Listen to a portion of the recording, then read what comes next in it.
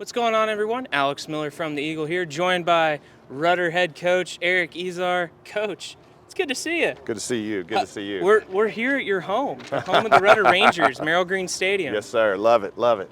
Yeah. So, Coach, obviously coming off a historic season for the Rudder program in general. Right. When you look back at that run to the playoffs, how special was it, and how have you used that to motivate guys going into this offseason? It was great. I mean, you just talking to my wife about it. There's a little pressure going in because we really felt like that was the year to make the playoffs. And since I've been here, that was kind of the question. Hey, when's Rudder going to make the playoffs? We've done feel like a pretty good job of, first year we had first win, best season we'd had like in 7 years, and then had the first winning season the next. And, the questions were, hey, when are you going to make playoffs? And, to go ahead and bust through that was big. I think the big thing was go to the playoff game and have a great chance to win the game against a really good opponent. We were on the 1 yard line. We kind of felt like, we scored 3 times, but, it wasn't, we didn't run into the end zone. So that's kind of what we talked about. Football's a game of inches off season. That's kind of been our thing. And, the goal is, not just to make playoffs, but now win some playoff games. And so, we want to be known as one of the better programs in the Brazos Valley. And to do that, you got to win playoff games. Yeah. For you guys, how has that appearance in the playoffs kind of maybe formed a blueprint for the future guys coming up to follow? Well, I think it's been really good. We got to take some freshmen up there to kind of see what it's like to be in a playoff game, to take a 4-hour bus drive. A lot of the kids, we have a lot of kids. We have, about half our kids coming back who got to experience that. And so, just to have an opportunity to experience the winning and seeing a school get behind you, I think that's huge. And just changing the full culture of everything. This group will be the first group that I had as freshmen, and then they're going to be seniors. And so we feel like, that we're coming along. Yeah, when you look at the core that's coming back, what do you really like about some of those guys? Well, it was kind of the opposite last year. I mean, we had EJ at quarterback, but totally new skill guys that had never played. And so now, I mean, those guys, after about the third or fourth game, they'd never played varsity football and, ended up having a really good year. So we got all those guys coming back. Now we have a new quarterback. Xavier Ramirez is going to play quarterback. Also, Jaquise Martin, who's one of our best receivers, is also going to play a little bit of quarterback. Got 2 6'5" receivers on the outside that had good seasons. So we're excited about that. I think football's played in the trenches. So, those are our question marks is getting our offensive line, going. We got Xavier Camaro, who's a returning offensive lineman. Jose Contreras played quite a bit. So, we got to fill 3 spots defensively. I thought that was probably the secret to us getting the playoffs last year. And so having that opportunity to have those guys, we're going to have to, rebuild there a little bit. But, I mean, that's just part of the fun about new people stepping in. And that's kind of, the greatest thing I think in coaching is that each year it kind of starts over, Right. And so it keeps that freshness. And so we're excited to see what the future holds. Yeah, when you look at the guys at receiver in particular that are coming back, what kind of weapons do you have with Jaquise and then guys like Nate and Kevin? Well, we think we have a nice setup to where, I think any coach's dream to have 2 6'5" guys on the outside.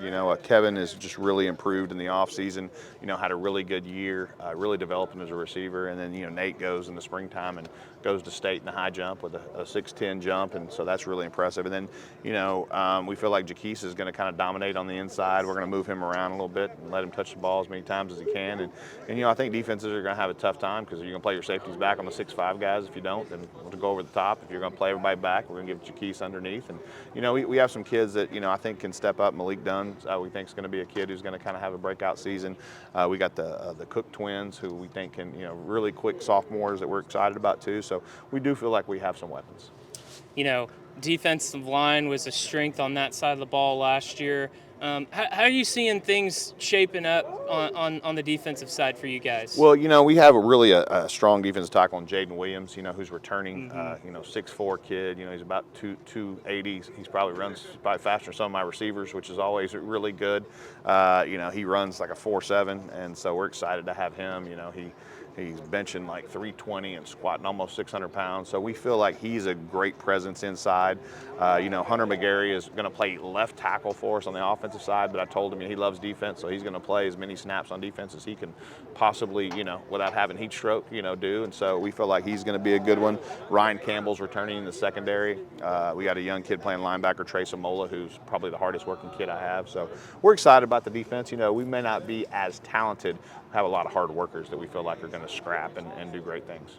Yeah, What did you make of the new district that you guys had? I mean, there's some familiar teams, but Yeah. some new ones too. Well, it's one of those really weird things. It's like I think it's very balanced. I think we can look at it this year and say, man, we got a chance to win a district championship. But I think you can also look at it and say you could lose any week. There's no gimmies at all. I think any week, if you don't bring your A game, you can get beat. And so I think it's going to be really interesting to see. I mean, you add Brenham, for Consol, which is, Consol is a great program, so is Brenham. So you're kind of swapping that. You're losing Fulsher, and you're gaining Randall, who's a new program, but have some really good athletes. So, I mean, from week to week, I think anybody can beat anybody, so. Does it help a little bit with the familiarity, just that, you've seen a lot of these teams already? Well, I think so. You got guys, like Rodney Southern at Huntsville, who's, I think, one of the best coaches in the state, Coach Kennedy at Lake Creek. You've got some guys who are really, guys who've been around a long time. And so, you've got, guys that have great coaching experience. And I think, that makes it even tougher as a district.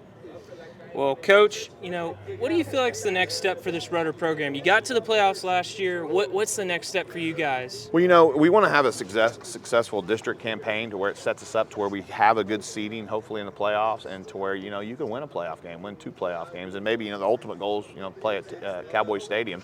And, that's kind of what we want to do. And we feel like that we have the skill players to do that. Defensive line, offensive line, that's going to kind of, guys step up in the right place. I think we got a good shot.